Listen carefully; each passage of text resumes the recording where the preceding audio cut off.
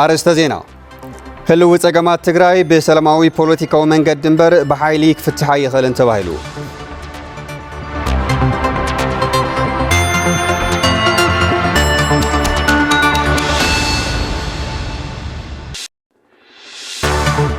ብሰንኪ ምቁራጽ ኃይል ኤሌክትሪክ ኣብ ዝተፈላለዩ ትካላት ጉዳት ይበጽሕ ከም ዘሎ ተገሊጹ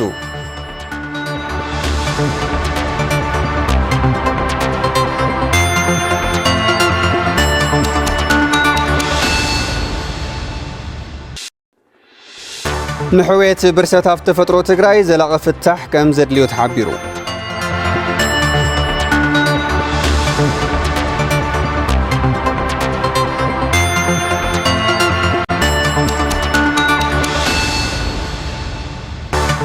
ሰላም ከመይ ትውዕሉ ክቡራት ተመልከቲ ቴሌቪዥን ትግራይ እንሆ ነዝዕለት ዝሓርናዮም ዜናታት ሒዝና ቀሪብና ኣለና ዜናታት ሰዓት ብምምራሕ ኣነ ተስፋ ዝገዓስበይ ብመዳይ ምልክት ቋንቋ ለምፀሃይ ሓጎስ ምሳኹም ፀኒሕት ክህልወና እዩ ክሳብ መወዳእታ ምሳና ፅንሑ ትከታተሉ ብኽብሪ ዓዲምና ፈለማ ሓፀርቲ ሓበሬታታት ዝዕለት ኢና ከነቐድም ልዋም ገብረ ኽዳን ከተቕርበልና እያ ናብኡ ከስግረኩም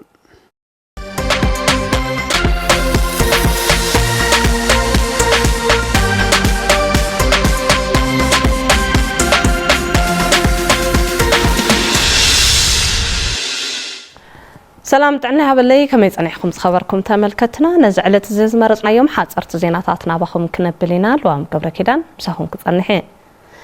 ህፃናት ጥቃትን አድልዎን ከይበጽሖም ትኩረት ሂብካ መስራሕ ከም ዝግባእ ተሓቢሩ መዓልቲ ህፃናት ዓለም ብብርክ ክልል ንመበል 32 ግዜ ተኸቢሩ ውዒሉ ንጽባሕ ሃገር ተረከብት ወለዶ ንምህናጽ ኣብ ህፃናት ትኩረት ጌርና ንስራሕ ብዝብል ቴማ ንዝተኸበረ መዓልቲ ህፃናት ኣመልኪቱ ዘፈር ጉዳይ ሰራሕተኛ ተጠቃምነትን ተሳትፎን ሕብረተሰብ ወረዳ ጋንታ ኣፈሹም ንዝተፈላለዩ ገበርቲ ሰናይ ብምትሕባር ህፃናት ተማሃሮ ኣመራርሓ ወረዳን ጣብያታትን ግንዛበ መዕበይ ስልጠና ሂቡ ተካእት ወለዶ ዝኾኑ ህፃናት መሰሎም ተሓልዩ ድሕንነቶም ንምውሓስ ሕብረተሰብ ዘማእኸለ ስራሕቲ እናሳለጠ ከም ዝርከብ ዘዘኻኸሩ ኣመሓዳሪ ወረዳ ጋንታ ኣፈሹም ኣይተጸጋይ ይፍጠር ኣብ ልዕሊ ህፃናት ዝበጽሕ ሓሰያ ብዘላቕነት መፍትሒ ንምንዳይን ማሕበራውን ቁጠባውን ጸገም ዘለዎም ህፃናት ደገፍ ክረኽቡን ብትኹረት ከም ዝስርሐሉ ሓቢሮም ኣብ ዘፈር ጉዳይ ሰራሕተኛ ተሳትፎን ተጠቃምነትን ሕብረተሰብ ወረዳ ጋንታ ኣፈሹም መተሓባበርቲ ከይዲ ስራሕ ስርዓተ ጾታ ወይዘሮ ይርጋለም ገብረ ሚካኤል ብወገነን ኣብ ልዕሊ ህፃናት ኣካላዊ ጾታዊ ስነልቦናውን ሓሰያ ከይበጽሖም ዝተማልአ ክንክን ረኺቦም ንኸዓብዩ ሕብረተሰብ ዝተዋደደ ኣገባብ ክሰርሐሉ ይግባእ ኢለን መዓልቲ ህፃናት ብብርኪ ኣፍሪካ መበል 35 ግዜ ብብርኪ ክልል ድማ ንመበል 32 ግዜ እናተዘከረ ከም ዝርከብ ሓበሬታ ንርክብን ወረዳ ጋንታ ኣፈሹም ጸብጺቡ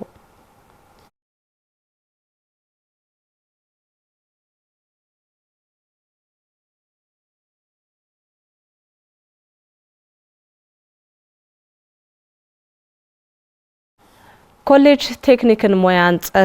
መሓር ጸጋይ ኣጽቢ ብዝተፈላለየ ሞያ ከሰልጥኖም ጸንሐ 42 ደቂ ኣንስትዮ ዝርከብኦም 57 ሰልጠንቲ ብደረጃ 2-4 ኣመሪቑ እቶም ሰልጠንቲ ብሰንኪ ሕማም ኮሮናን ኣብ ልዕሊ ህዝቢ ትግራይ ዝተፈጸመ ኩናት ጽንተትን ከይተመረቑ ጸኒሖም ኣብ 2017 ዓ.ም ትምህርቶም ዘጠናቀቁ ምዃኖም ተገሊጹሎ እቲ ኮሌጅ ብ2006 ዓ.ም ስራሕ ዝጀመረ ዘዘኻኸሩ ዲን ኮሌጅ ቴክኒክን ሞያን መሓር ጸጋይ መምህር ነጋስ ተኽሉ ሕዚ ንኻልኣይ ዙር ከም ዘመረቐ ኣፍሊጦም ኮሌጅ ቴክኒክን ሞያን መሓር ጸጋይ ኣጽቢ ብሰንኪ ህፃናት ብሰንኪ ኩናት ጽንተት ልዕሊ 3.2 ሚልዮን ብር ዕንወት ዝበጽሖ እኳ እንተኾነ ሰልጠንትን መምሃራንን እቲ ኮሌጅ ነዚ ተጻዊሮም ብምስራሕ ዓቕምን ክእለትን ብምሓዝ ንምረቓ ከም ዝበቕዑ ተገሊጹሎ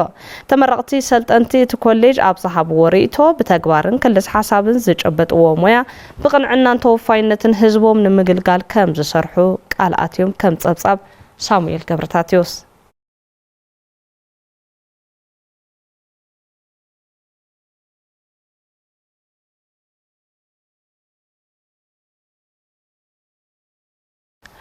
ኣብ ዙርያ ምክልኻልን ምቁጽጻርን ረኽሲ ዝጠመተ ስልጠና ንሰራሕተኛታት ጽሬት ኮምፕሬሄንሲቭ ስፔሻላይዝድ ሆስፒታል ዓይደር ተዋሂቡ እቲ ስልጠና ብምትሕባር ዩኒቨርሲቲ መቐለን ኮሌጅ ንግድን ምምኻርን ምክክርን ኢንተርፕራይዝ ተዳልዎ ኮይኑ ኣብ ምክልኻልን ምቁጽጻርን ረኽሲ ሕማም መምጸት ተሃዋስያን ሓፈሻዊ ዑደት ምትሕልላፍ ሕማማት ቀንዲ ተግባራት ምክልኻል ረኽሲ ኣብ ትካላት ጥዕና ኣጠቓቕማ ውልቀ መከላኸሊ ናውቲ ኣብ ትካላት ጥዕና ኣተሓላልዋ ጽሬት ኢድን ጽሬት ገዛ ኣብ ጥዕና ትካላትን ዘካተተ እዩ ኣብ ኮሌጅ ጥዕና ሳይንስ ኮምፕሬሄንሲቭ ስፔሻላይዝድ ሆስፒታል ዓይደር ዋና ዳይሬክተር ትምህርትን ምርምርን ፕሮፌሰር ሃፍቱ በርሀ ሰራሕተኛታት ተሓካሚ ኣብ ሆስፒታል ኣትዩ ብግቡእ ተሓኪሙ ክድሕን ካብ በሪ ጀሚሩ ናይ ኩሉ ሰራሕተኛ ተናቢብካ ምስራሕ ኣድላይ ብምዃኑ እቲ ስልጠና ከም ዝተወሃበ ሓቢሮም እቲ መርሃ ግብሪ ንሰልጠንቲ ምስክር ወረቐት ብምሃብ ከም ዝተዛዘመ ድማ ሓበሬታ ቢሮ ጥዕና የመላኽት ነዚ ዕለት እዚ ዝመረፅናዮም ዜናታት ዛዚምና ዜናታት ቴሌቪዥን ትግራይ ሕዝቡን ክቕፅሉ እዮም ሰናጽኑ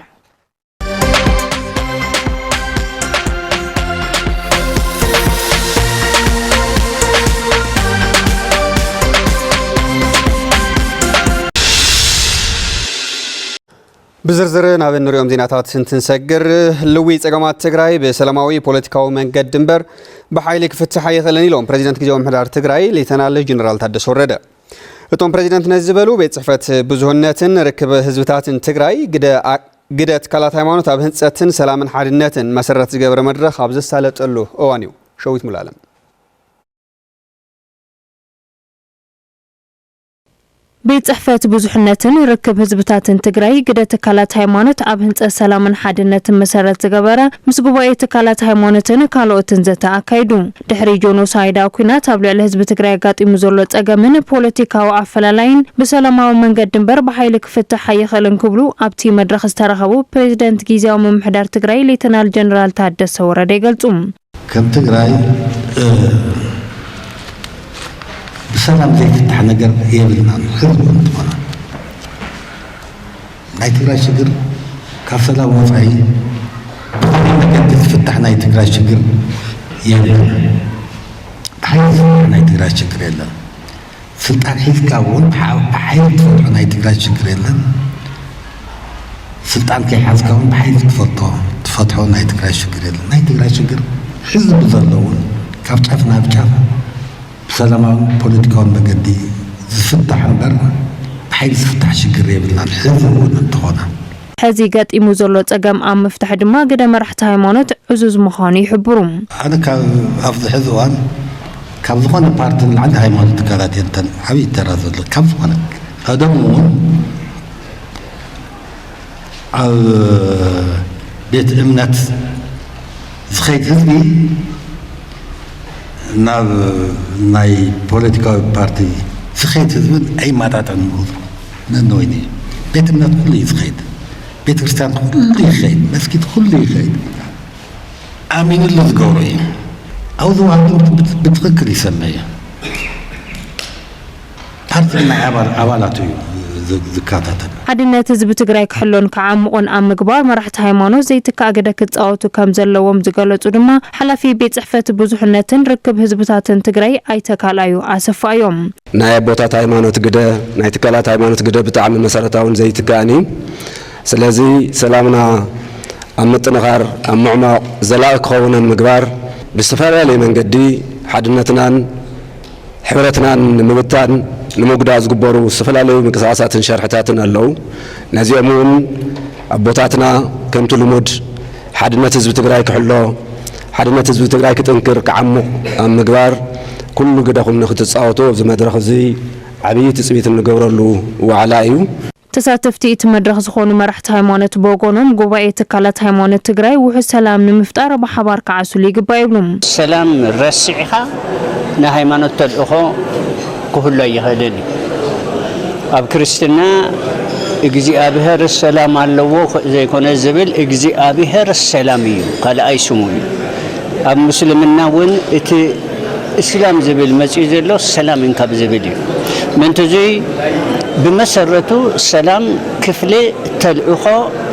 سبكة إمنة كخوين يزلوا للسلام كقالة سانيون خليه للسلام كقالة سانيون با لخينات كاو خينات اللي قلنا نقر يلي كاو خينات طفعات لمعات مطفاء لمعات طفيلين لمعات مطفاء عد مطفاء خينات للسلام قن كقالة سانيون خليه ولي قدت كالات هايمانوت دما عاوزي عاوز رخبو مدرخ نمؤمنان يكون ስለዚህ በሃይማኖቱ ስለ ሰላም ዘሎ ወርዲት ሓፍ ክብል አካል አስተምሮና ኸውን የድል ማለት እዩ ጉባኤ ትካላት ሃይማኖት ትግራይ በዓል 7 ነጥቢ ሓበራዊ መግለጺ ብምውጻእ እቲ መድረኽ ተዛዚሙ ኣብ ከተማ መቐለ ይጋጥም ዘሎ ምቁራጽ ሓይሊ ኤሌክትሪክ ኣብ ልዕሊ ህይወት ደቂ ሰባትን ንብረትን ዝተፈላለዩ ሓደጋታት ይጋጥም ምህላው ተገሊጹ። እቲ ምቁራጽ ኣብ መቐለን ካልኦት ከባቢታትን ከበድቲ ጽገናታት ይካየድ ብምህላው ዝተፈጠረ ከም ዝኾነ ዝገለጸ ኣብ ሓይሊ ኤሌክትሪክ ኢትዮጵያ ዳይሬክተር ግልጋሎት ሪጅን መቐለ ብግዱ ኣብ ቀረባ እዋን ከም ዝተስተኻኸል እዩ ዝሕብር። ተሾመ ጠማሎ ተኸታቲልዎ ኣሎ። ሜዲካል ዳይሬክተር ሓፈሻዊ ሆስፒታል መቐለ ዶክተር ከላሊ ብርሃነ ከም ዝበልዎ ብምኽንያት ምቁራጽ ሓይሊ ኤሌክትሪክ ብፍላይ ትሕቲ ዕድመ ዝውለዱ ህፃናት ህይወቶም ክስእኑ እናገበረ እዩ። እንድሕር መብራህትን ሰን ኮይና ዞም ህፃውንቲ እዚኦም ኢና ንስእኖም ኣለና ንረዮ እዚ መብራት እዚ ተዝቋረጽ ዞም ቆልዑ እዚኦም ይንረኽቦም። ኣብቲ ሆስፒታል ዝሰርሑ ሶሞያ ሕክምና ብወገኖም እዚ ዘጋጥም ዘሎ ምቁርራጽ ሓይሊ ዓብይ ጸገም እናስዓበ ከም ዝኾነ ይገልጹ። ተሳምቦምስ ምትንፋስ ስለለይክእል ብለ ኦክሲጅን ክጸንሕ ስለለይክእል ሽካብ ጀነሬተር ወልዑ ምናምን ሽካብ ንብል የምልጥና እዮም። ኦፕሬሽን ክፍሊ እዚ እንሆም አገልግሎት መብራህቲ ብዝተደረኸ ኢና ነው። ስለዚህ ያው ዓብይ ዝኾነ ተጽዕኖ ይዘጽና ዘሎ መብራህቲ ብጥፉ ብምቁርራጹ ስለዚህ እስካዕ ብሞባይል እንዳብራህና ንግልገል ኩነታት ኣሎ። ምቁርራጽ ሓይሊ ኣብ ሚድያታት እውን ኣብ ዝሓልፉ ትሕሶታትን ዘለው ቴክኖሎጂታትን ጉድኣት እናብጽሐ ከም ዝኾነ ዳይሬክተር ስቱድዮ ፈነወን ቀረጻን ኤጀንሲ መራኸቢ ሓፋሽ ትግራይ ኣይተ ሰለሙን ፀሃየ ይገልጽ። ዓበይቲ ሰባት ፀዊዕኻ ኮፍ ኣቢልካዮም ትውዕል ብኡ መብራህቲ ዘይመፀ ከዓ ያው ተመሊሶም ንገዝኦም ዝኸድሉ ኩነታት ኣሎ። ናይ ትሕዝቶ መደባት ከይሓለፉ ትራንስሚሽን ዝቋረጸሉ ኩነታት እውን የጋጥም ኣሎ። መብራህቲ ክትጠፍእ እንተላ ብሓደ ግዜ ክትመጽ እንተላ ብሓደ ግዜ እቲ መሳርሒታት ሻትዳውን ዝኾነሉ ኩነታት እዩ ዘሎ። እዚ ድማንቲ መሳርሒና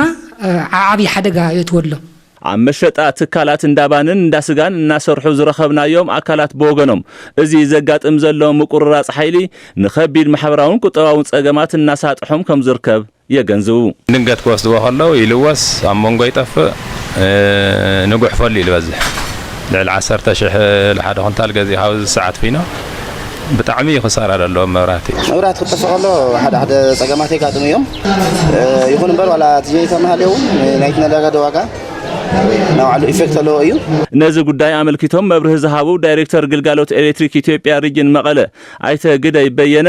ንምኽንያት ምቁርራጽ ሓይሊ ኣብ ከተማ መቐለን ካልኦት ዝተመረጻ ከተማታትን ናይ መሊስካ ምህናጽ ስራሕቲ ይስራሕ ብምህላው ከም ዝኾነ ገሊጾም ትሎም ቀና ፍልይ ኢሎ ከተማና ዝረአ ዘሎ ምቁርራጽ እውን ያው ናይቲ ፕሮጀክት ንምስራሕ ዘጋጥሞ ዘሎ እዩ። ናቱ ፕሮጀክት ክንሰርሕ ተኾይና እቶም መስመራት ተቋሪፅና ኢና ንሰርሕ ክረምቲ ከይመፅእ ንሕና ንጓይ ኣለና። ስለዚ ብኡ ምኽንያት ያው ፍልይ ብዝበለ ዝፈጥሮ ጽዕንቶ ኣሎ። እቲ ጸገም እውን ኣብ ቀረባ እዋን ከም ዝፍታሕ ኣገንዚቦም እንትኾነ ግን ያው እዚኡ ሓፂር ግዜ ብፍላይ ናይ ከተማ መቐለ ዘሎ ወዲና ሽግር ክቃለል እዩ ዝብሉ እምነት ኣለኒ። ኣብ ምክልኻል ሕማም ዓሶ ብዝተሰርሑ ሰፋሕቲ ስራሕቲ ጽቡቕ ውፅኢት ይምዝገብ እኳ እንተሃሎ ሕዚ እውን ስግኣት እቲ ለበዳ ይቕፅል ከም ዘሎ ቢሮ ጥዕና ትግራይ ኣፍሊጡ። ሰፊሕ ሕፅረት ዛንዚራን ኬሚካልን ከም ዘሎ ዝሕብር ቢሮ ጥዕና ትግራይ ሕብረተሰብ ተኮር ሜላ ምክልኻል ብሰፊሑ ክትግበር እውን ኣተሓሳሲቡ ኣሎ። ስዒቡ ክቐርብ እዩ። ወረዳ ማይቅነጣለ ዝለዓለ ዝርግሐ ዓሶ ካብ ዝርአየለን ከባቢታት ትግራይ ሓደ እዩ። ሎሚ ዓመት ኣብ ጥዕና ጣብያ ማይቅነጣለ ዝተመዝገበ በዝሒ ብሕማም ዓሶ ዝተጠቕዑ ወገናት ምስ ዝሓለፈ ዓመት እንትነጻጸር ናይ ምንካይ ተርእዮ እኳ እንተሃሎ ሕዚ እውን ግና ብርክት ዝበሉ ወገናት በቲ ሕማም ይጥቅዑ ከም ዘለው ዳይሬክተር እቲ ጥዕና ጣብያ ኣይተ ተኽለ ብርሃነ ረኣያ ይሕብሩ። ዓም ናዝያ 578 መርሚርና ካብቶም ዝመርመርናዮም 405 ሕማም ዓሶ ተረኺብዎም ማለት እዩ 77.8% ነርቱ ለዋዳነቱ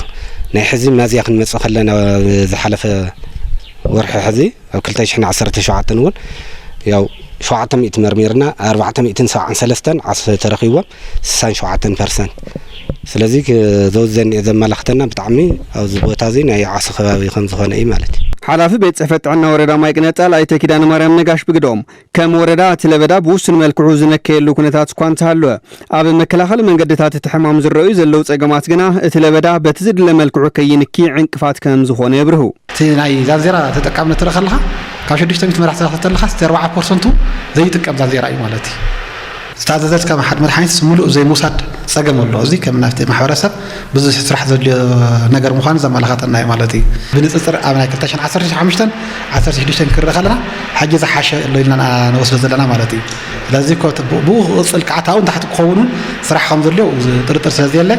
يا وين أنا كعتلا زلنا مالتي بملكع لبدا بصفي حزر زل حمام عاسون مكل خال زعلمو صفعت سرعتي سرحو كم زلون صبوت يتون كم سترعين زحبروا أب بيروح حلوات عنا تجراي إلى مكل خالن مكوت صار الحمام عاسو أيت تشوم عالم سجد حزون جنا سقعت لبدا يغطس الكم زلوا ملاخطو كابي عسرت حدا زخنا ورداتاتن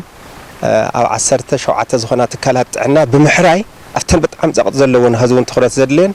ناي حدا ورح سرحتي مس مدارك تأكلات خوينا تبيرت عنا تحاوروا نايت عنا كيلاتات نايت عنا تأياتات أنا غير خام خار سرحتنا سرحنا مسيناينا تداتنا زرقتي جرافتنا يمردات أناليسيس نصرح له درجة كفت زخافة نفس تحت وريدو إذا ما لا تجين حزون تخونه مستزل سقعت مستزل أغربات مربتهم اللي تملص في زولنا معتنا يورك بوت لنا نحرش بوتات لنا سلزي حزون تخونه أبتجراي يتسقعت تقول لي إذا له ولا حتى هنا نصرح لهم عبيت كفتات محنقاتات ونسلو دلو سم مأخل بمقبار تخرت غيرنا نسرح إنا كاب منجست فيدرال كونه لجست تكالات زركب زنبر زانزيران تنتصاق كيميكالن أزيو تحوتن كاب ستحازة تلمي كاب 25 زي زايدن كم زخونه زحبرو أي تتشومه أزياب قمت بمئتاو حبرت سبتو كورميلاتات مكل خال بسف يسرح كم زلون حبرت سبن ببركو زلو مرارحانون حقستي كخونون تساوعي تقريبهم بسنكي ترغاغامي كوينات بريسا زلات تግራይ ንምሕዋይ ሰብ ሞያ ሃፍቲ ተፈጥሮ ዘላቐ መፍትሒ ከምጽኡ ከም ዘለዎም ምሁራት ዩኒቨርሲቲ ዓዲግራት ተሓሳሲቦም እቶም ምሁራት ነዚ ዘተሓሳሰቡ ከባቢያውን ዓለም ለኻውን ኩነታት ሃፍቲ ተፈጥሮ መልኪቶም ኣብቲ ዓውዲ ምዝነጥፉ ሰብ ሞያ ኣብ ዘካይድዎ ዘተዩ ሚካኤል ታፈረ ተኸታቲልዎ ኣሎ ገብረ መስቀል ኪሮስ ከም ዝስዕብ ቀርቦ እዩ ዩኒቨርሲቲ ዓዲግራት ከባቢያውን ዓለም ለኻውን ኩነታት ሃፍቲ ተፈጥሮ ኣመልኪቱ ኣብ ዝተፈላለዩ ላዕለዎት ትካላት ትምህርቲ ዓለም ምስ ዝሰርሑ ሰብ ሞያ ሃፍቲ ተፈጥሮን ኣካላት ኣመራርሓን ሓበራዊ ዘተ ኣሳሊጡ ኣብ ዩኒቨርሲቲ ዓዲግራት ዲን ኮሌጅ ሕርሻን ሃፍቲ ተፈጥሮን መምህር የማነ ገብሩ ብሰንኪ ተደጋጋሚ ኩናት ዝበረሰ ሃፍቲ ተፈጥሮ ትግራይ ንምሕዋይ ሰብ ሞያ ምስ መንግስቲ ተዋዲድና ዘላቕ መፍትሒ ክነምጽእ ይግባእ ይብሉ ከም ተጋሩ ኣብ ብዓይነቱ ፍሉይ ዝኾነ ጦርነት ወይ ውግእ ውሽጢ ኢና ነርና سفيحين بعينه تستفلين وجي تقايدو أبز وجي زوج تك سبعة راح زي كونس كل حفظ تفترة كتعفين كباقين تكعن تغيرو مستوى كل حزبي بعرف شعات حبابيركا زي تفلي سرح تسويت الجبر لازم نزيقة تحبابيركا مسرح زي تقلبنات حبابيركا بمسرح زي حبرا وزغنا لوط يكنس كسرح حقل لون العروت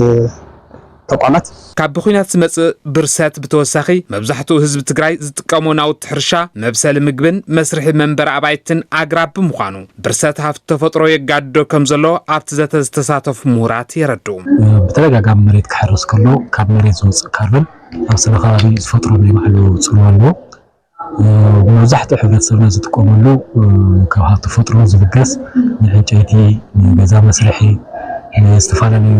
من وصيت إذا طلعت كلهم زيهم كانت تفترة هفتي تكم ስለዚህ ዞም ከተቀም ከሎ ቶም ዝነበሩ ሪሶርስታት ዳት ጠፉ ዳት ወረጽ እዮም ዝኸዱ ዝና ማሕበረሰብና ናይ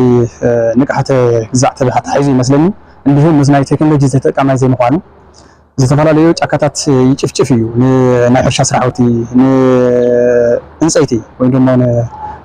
ኢነርጂ ሓረስቶት ዝጥቀሙሎም ናውቲ ሕርሻ ናብ መካናይዜሽን ምቕያር መብሰል ምግቢ ካብ ብዕንፀይቲ ናብ ኤሌክትሪክን ባዮጋዝን ምስግጋር መስርሕ መንበሪ ኣባይቲ ዘገልግል ኦም ብሓፂን ምትካን ኣብ ምሕዋይ ሃፍቲ ተፈጥሮ ዕዙዝ ግደ ከም ዝህልዎም ዝገለጹ እቶም ምሁራት መንግስቲ ኣብ ዝዓውዲ ዝኽተሎ ፖሊሲን ስትራቴጂን እውን ወሳኒ ምዃኑ ይሕብሩ ትግራይ ካብ ብተፈጥሮ ብቦቱ ዝነት ኩነታት ብጣዕሚ ተጋላፂት እያ ስለዚ ናብ ዴዘርቲፊኬሽን እንዳተስፋሕፈሐ ንኸድ ዘሎ ኩነታት ስለዚ እዚ كل ማሕበረሰብ ዝተምሃረ ሓይሊ ኢቨን መንግስቲ ትኹረት ሂቡ ክሰርሐሉ ይግባእ ማለት እዩ ዘመናዊ ኣሰራርሓታት ብፍላይ ቴክኖሎጂ ምጥቃም ከም ኣማራፂ ኢነርጂ ናይ ኢነርጂ ኣማራፂ ከም ሶላር ዝበሉ ብብዝሓት ክጥቀም ክኽእል ኣለዎ ዝበዝሕ ግዜ ኣብ ዕንጨይቲ ዝምርኮዝ ናይ ነዳዲ ኣቕርቦት ብኤሌክትሪክ ብናይ ሶላር ሲስተማት ወይ ኮይኑ ዋላ ናይ ተፈጥሮ ውሽጢ ኮይንካ እውን ቁጥብቲ እቶናት ዝበሃሉ ብጣዕሚ ንእሽተይ እንትን ዝገብሩ تعيش محادا نسو قبل له ካልኣይ ንተፈጥሮ ሃፍቲ ዝትክእ ንትንጥቀመሉ ዘለና ንትክእ ድማ ትክገብረሉ ማለት ንኣብነት ካርቦን ዕዳጋ ዝበሃል ኣሎ ሕጂ ሓደ ኦም ብትቆረፅካ ቁፅሪ ስልካ ብሕጊ ገለ ናይ ዝሓተትከዮ ዘይኮነሲ ንኸይቆርፅ ተናእሰ ዘይቆርፅሉ ምክንያት እቶት ዝረኽበሉ ከይዲ ኣለና ቀንዲ ፀገምና ናይ ፖሊሲ ክፍተት እውን ዋላ ብዝተወሰነት ኣሎ እቲ ፀገም ናይ ምትግባር ፀገም እዩ ዘለና ማለት ስለዚ እቶም ዘለዉ ፖሊሲታት ብኣግባቡ ኢምፕሊመንት ክኾኑ ኣለዉ ዝምልከቶም መዳርግቲ ኣካላት እውን ኣብዚ ኣክቲቭሊ ክሳተፈሎም ብተፈጥሮውን ሰብ ስራሕን ሳዕቤናት ከቢድ ብርሰት ሃፍቲ ተፈጥሮ ኣጋጢምዋ ዘሎ ትግራይ ንምሕዋይ ምሁራት ኣብ ሰግር ቴክኖሎጂ ርኡይ ለውጢ ከመዝግቡ ድማ ኣብቲ ዘተ ፃውዒት ቀሪቡ ኣመራርሓ ወረዳ 70 እንደርታ ጽፉፍ ከይዲ ብሄራዊ ፈተና ሻምናይ ክፍሊ ንምውጋን ንፈተንትን ኣካላት ጸጥታን ሓበሬታን ኣንፈትን ሂቦም ኣብ 43 ኣብያተ ትምህርቲ ተወረዳ 1981 ተምሃሮ ብሄራዊ ፈተና ሻምናይ ክፍሊ ከም ዝወስዱ እውን ተፈሊጡ ኣሎ ሃፍቶም ገብረ ዮሐንስ ኣብ ወረዳ 70 እንደርታ ከይዲ ፈተና ብሄራዊ ፈተና ሻምናይ ክፍሊ ዝጠመተ ኦሪየንቴሽን ተዋሂቡ ኣብቲ ወረዳ ተፈጢሩ ዝነበረ ውጥጥ ግዜያዊ ምምሕዳር ትግራይ ብዘቐመጦ ኣንፈት መሰረት ዕልባት ከም ዝተገበረሉ ይፍለጥ እቲ ተፈጢሩ ዝነበረ ፀገም ንኸይዲ ብሄራዊ ፈተና ሻምናይ ክፍሊ ዝጸሉ መንባሩ ዝገለጹ ኣመራርሓ ቤት ትምህርቲ ወረዳ 70 እንደርታ ኣይተታረቀ ታደሰን መምህር ሃይለ ኪሮስ ገብረ እግዚአብሔርን ሕዚ ግና ጽፉፍን ውሕሱን ከይዲ ፈተና ክህሉ ኣመራርሓ እታ ወረዳ ኦሪየንቴሽን ንምሃብ ከም ዝኸኣለ ገሊጾም ዝነበረ ኣመራርሓ በቲ ቤት ምክሪ ዝመረጹ ኣመራርሓ ላቦቱ ክምለስ ብምግባር ትናሻም ናይ ክፍሊ ሓደጋ ወዲቕዎ ዝነበረ ፀገም ያው ፈቲሕናዮ ሕዚ ኦሪየንቴሽን ንብልና 1981 ተምሃሮ ኣብ 43 ኣብያተ ትምህርቲ ኢና ንፈትን ስለዚ ልበዝሕ ተምሃርን ልበዝሕ ኣብያተ ትምህርቲ ለለዎ ወረዳ እዩ ካብዚ ካብ ወረዳ ማእኸል ልዕሊ 75 ኪሎ ሜትር ርሕቀት ለለዎ ኣብያተ ትምህርቲ ኣለውና ስለዚ እዚ ፀገም እዚ ተፃዊሮም ግን ሕዚ ካብኦም ትፅቢታ ይግበር ንዘጋጥሞ ፀገማት ከባቢያዊ መፍትሕ እናገበረ ምስቲ ኮማንድ ፖስት ካብ ወረዳ ጀሚሩ ክሳብ ኣብያተ ትምህርቲ ለለ ኮማንድ ፖስት እናተረዳደአ መፍትሕታት ላቕመጠቶም ፀገማት ክፈትሑ እዮም ኢና ትፅቢት ንገብር መተሓበሪ ከይዲ ስራሕ ስታንዳርድ ፅሬት ትምህርቲ ወረዳ 70 እንደርታ ኣይተረያ ማረ ፈተንትን ኣካላት ፀጥታን ብጥንቃቐ ክፍትኑ ኣገንዚቦም ፈተና ተጀሚራ ዝኦንሊ ተፈታና ይጥራሕ ደውል ዝኦንሊ ሱፐርቫይዘር ጥራሕ ካብ ክፍል ክፍል ክንቀሳቀስ ዝፍቀደሉ ብዘይካ ንምልከቶም ኣካላት ወመሕት ኣለዉ ምልሻሎ ናይ ፀጥታ ሓይሊ ምናቱ ዛ ፈተና እዚኣ በዓል ዋና ተምሃራይ ስለዚ ኣብቲ ተምሃራይ ናይ ስለንቦና ስራሕቲ ክንሰርሕ ለና ኣብቲ ኦሪየንቴሽን ተረጋግዑ ፈተና ክሰርሕ ግልጽ ላይ ሆነሉ ነገር ብነጻነት ክሓትት ከይፈርሕ ስለዚ ተምሃራይ احنا ክነፍርሖት ይሆነስ ክነባራታቱ ኢለለና መምህር ማዕረግ ገብረስላሴን አዛዙ ፖሊስ ወረዳ 70 እንደርታ ምክትል ኮማንደር የማነ ኪዳነ ማርያምን በወገኖም ነቲ ፈተና ዘድልይ ድልውነት ምውጋኖም ሓቢሮም ፈተና ጽቡቅ ዝኾነ መንገዲ ብዘይምን ምድንጋር ብዘይምን እንከን ይሓልፍ እዩት ሙሉ ምድላው ዝገበርናዮ ብሄራዊ ፈተና ሻምናይ ክፍሊ ካብ 4 ክሳብ 6 ሰነ 2017 ዓ.ም ከም ዝሳለጥ ይፍለጥ ክቡራት ተኸታተልቲ ቴሌቪዥን ትግራይ ካብዚ ብምስዓብ ዜናታት ቢዝነስ ዝዕለትና ከነቕርብ መሰረትና ሃፍቱ ገብሮ ካቀርበልናዩ ናው ከስግረኩም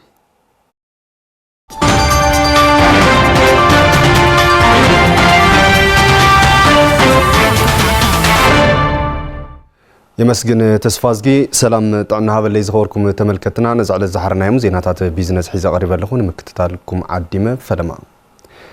محبر حبر السراح وقارن لقاحن هاتس يوهانس أب وشت حد عمت لعلي شمونت مليون برن أبالاتا كم زلك حتى فليتام أبالاتا محبر بوغنم كاب محبرم بزرخ بو عد للقاح وننت منبر جزان مخان كم زبق وجليسهم نسبسب نقص مارة معرف قبر صادق كم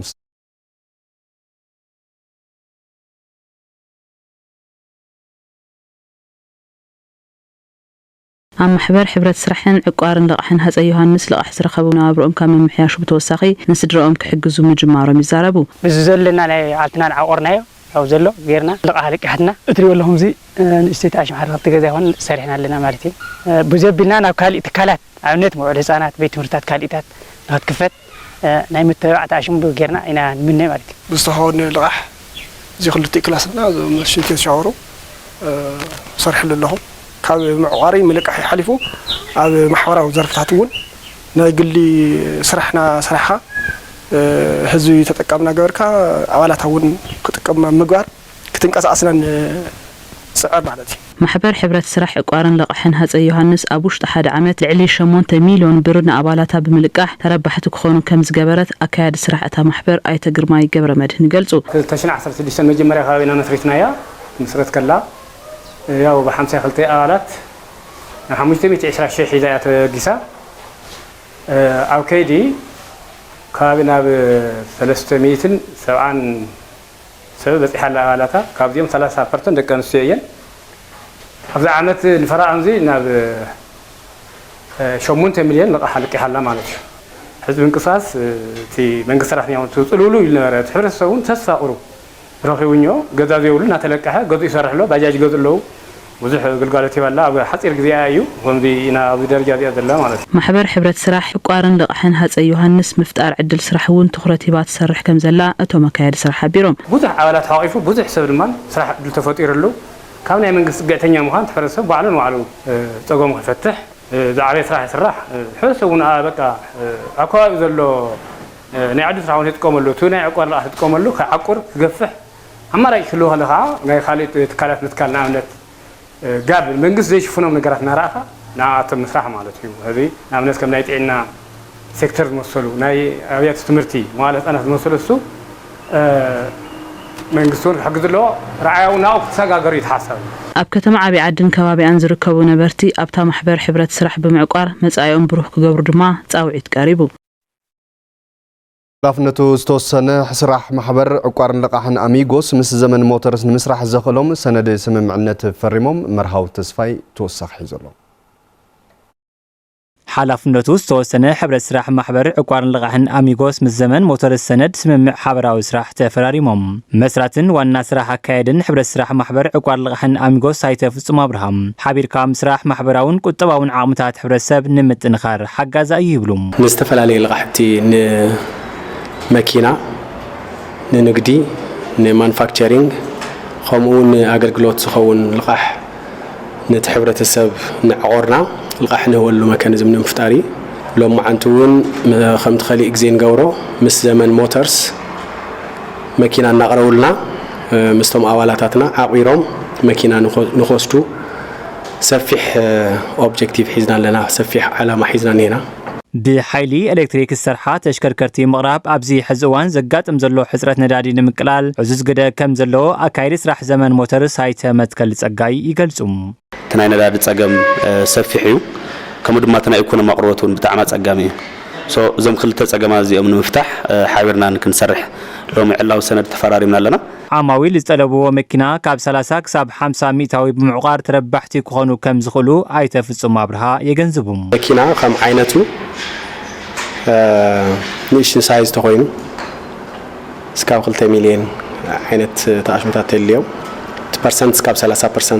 نخفللو وسخ قبل كله 4 مليون يلك بصح كله دما 4% 50% ناوله خم خنتاتو خمتناي مكينا متن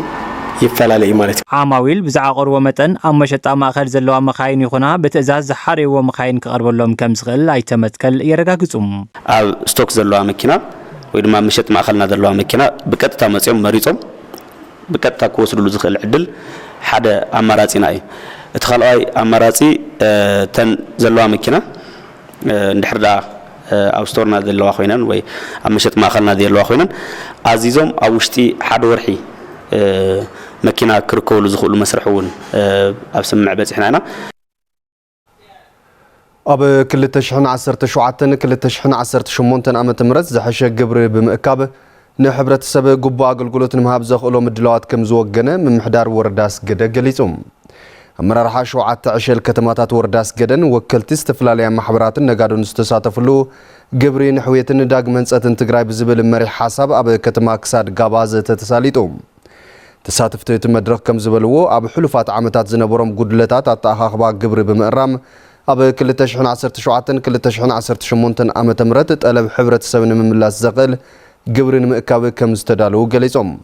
محدار ورداس قدا ايتزر اي حيله مسرتاو طلبات لمعات نمملا قبري بقبو بمئكاب اقداس يلوم ورداس قدا ابز عامت لعلي 370 مليون بر قبري بمئكاب تتلمو يسراح كم زلون مفلات تخايلو كم تصبصاب ملسا ابادي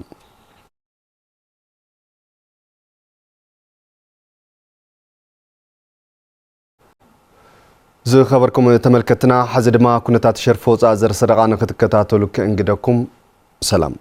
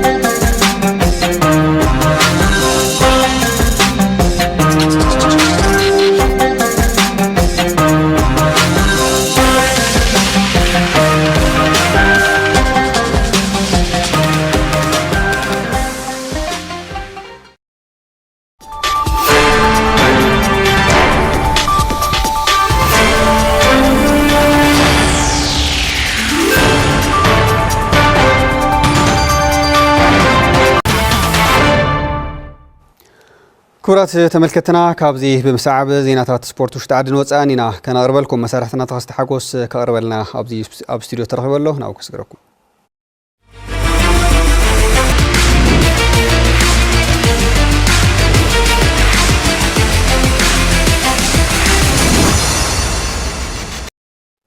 يغني اللي تسفازقي سلامة عنا بلنا كما تكون كرات تخطاتنا زينا سبورت ساعة زينا قريبنا لنا فلما زرزر زحزنا له حضرتها وش تعدين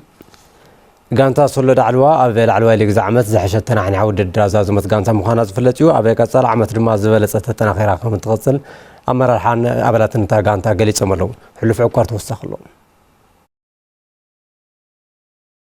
أبالات غانتا كوس أجر سود عدوا زخنو دانيال حنومن قال أبكيدون مكتل أسلطانتا غانتا حدوشا وطهنن أبا قطمات العلواي لجيتيبيا بولس عمد كتحلف تنكره غانتا وهدتن زبرات أبقعتن ونينم زحشا من قصاص بمكياد وصيد زلو ودر عمد كم زحلفو يزهربم أبزا حبناي زخابينا ناي تግራይ ተጻወት ገርና زحشا تفخاها خار خوينا إنا ودينا سالساي درجة خوينا نتليق ودينا يولنا نازحاش صبق زبحال انقسقاسي نيرنا زعت زيخون عز سولد عدوا بفاسيليتي يخون بدموز يخون زتحتته وانا نغور ግን تتم سبيريت حدنتنا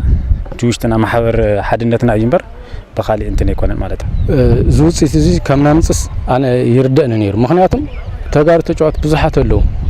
ኣብ ካሊ ኸይደሙና አለው ኮዝ ተጫዋት ካሊ ክለባት ካብ ትግራይ ውጭ ማለት እዩ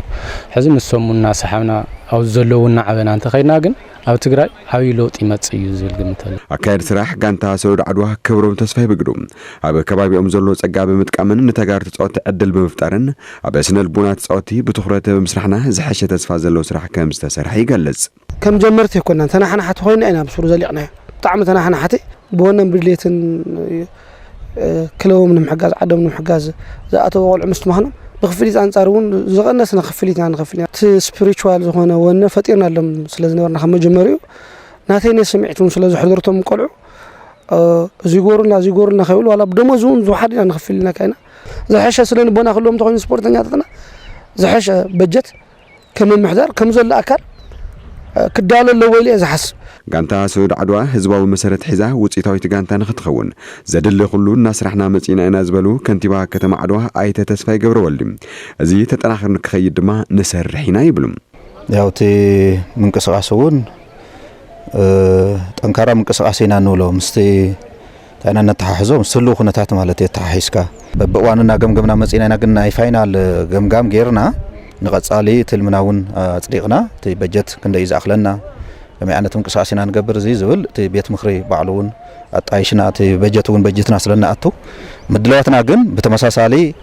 تخونا خاوت أنكرنا نخيط تزي كوين جن نزين دحريت المرسل ما قد خمسة إلا إيه قال زدلو مالتي كانتا كوس أجر سود عدوا أبى قطمات العلوا لجيتبيا زمانه ولدر خلت شحن 10 شعتنا عام تمرات سالسة درجة بمحاز ولدر زمت كانتا مخنم يذكر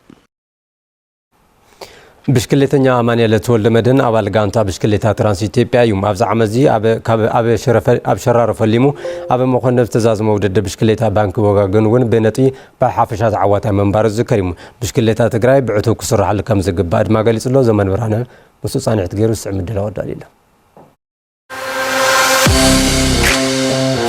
عنا 10 او زي سكول سلل مهار نوركم يا بسايكل اللي مالالس نيره ያው ከማይሎ ለደቅተም ወድቅ ሰፈር ይደቅ አደማት ብዙሓት ነርና ቢያንስ 10 13 እና ሆነና ኩላና ሳይክል ገዚናስ ያው ብሳይክልና ማላስ ነርና ብዙሓት ነርና ያው ከምዙ ውድድር ይንፈልጥ ይሽው ታይ ውድድር ሳይክል ይንፈልጥ ስለው ፍትካው እንት ለዘይነር ነርና ያው ምንም ይንፈልጥ ስለ ውድድር ግን ያው እክልና ንኸል ንቀዳደምና ዓልና ስጋዕ እዚ አገለ ንበሃልሞ ያው ደፍተርና ናበልና ገለ ደፍተርና ሒና ገለ ሲወዳው عن بالمو አጋጣም ሲላ ዓቀብ ነይሩ አፍታ ዓቀብ ገላ ናይ ቀድሞም ሜዳ ኮን ከለለ ካሊ ሰብ ነይሩ አባድ ገለ ልባል ነይሩ ይቀድመና ነይሩ ማለት ነው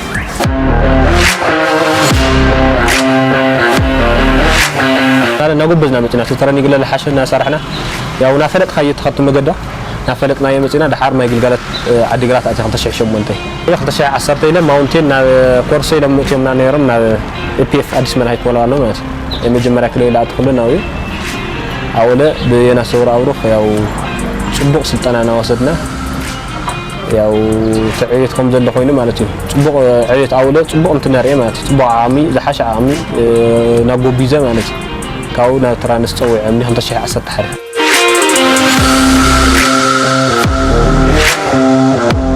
ኩዕሸን ለጠመተ ተፈልጣ ላቱ ፍርቅ ጠመተ ዝዋው ነይር ኳስ ኣብ ዝላዓለ ደረጃ ክወጽሕ ነይሩ الناس ያው ጠመተ ብዙሕ ይውል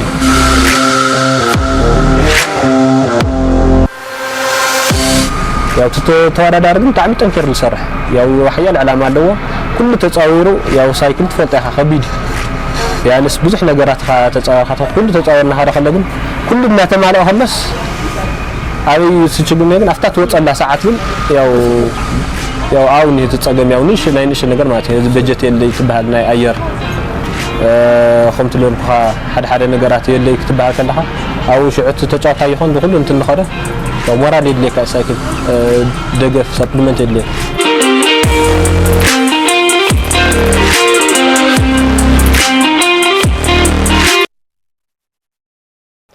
ዜና ስፖርት ሰዓት በዛዚ መና ንምክታልኩም ነመስግነ ናብ ተስፋ ዝገፍ መልሰኩም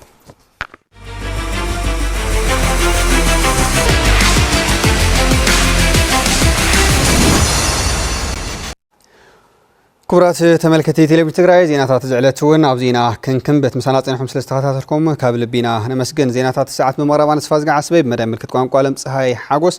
ምስ መላእ ሰብ ሞያ ስቱዲዮ ቴሌቪዥን ትግራይ ምሳኹም ፀኒሕና ደጊምና ምሳና ዝነበርኩም ፀኒሕ ተመስጊነ ብሩህ ግዜ